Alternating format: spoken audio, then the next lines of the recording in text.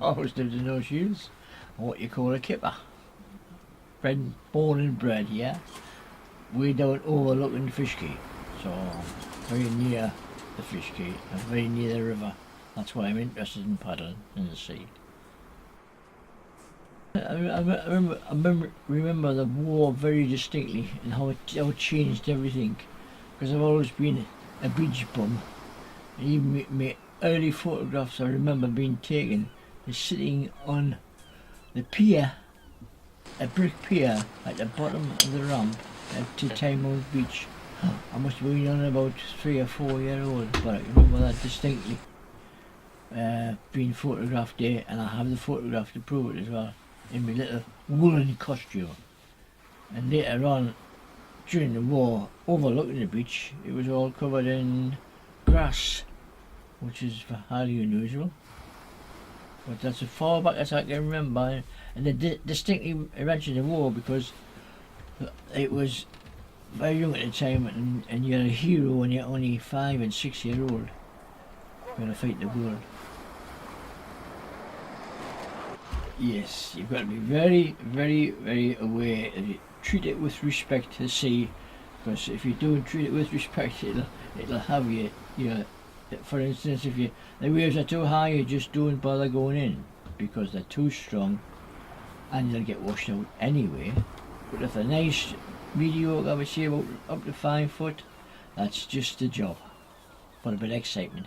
But anything above 5 foot, well, it's your life in their hands. I've always been, I should have done it years ago, but I always worked too hard for a living. I should have started all these things now, like I'll go rock climbing and things, and walking with navigation. I take groups out now, and I find the whole system new to me and exciting.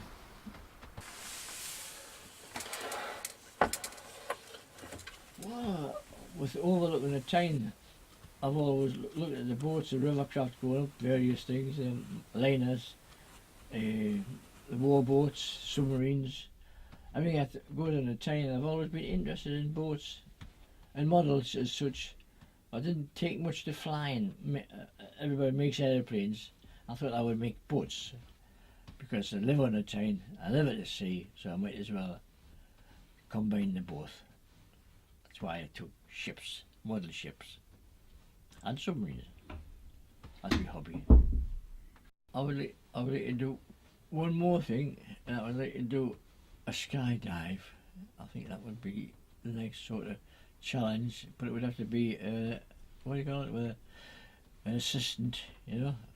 But I'd love to do a skydive, and I'd like to do one by myself.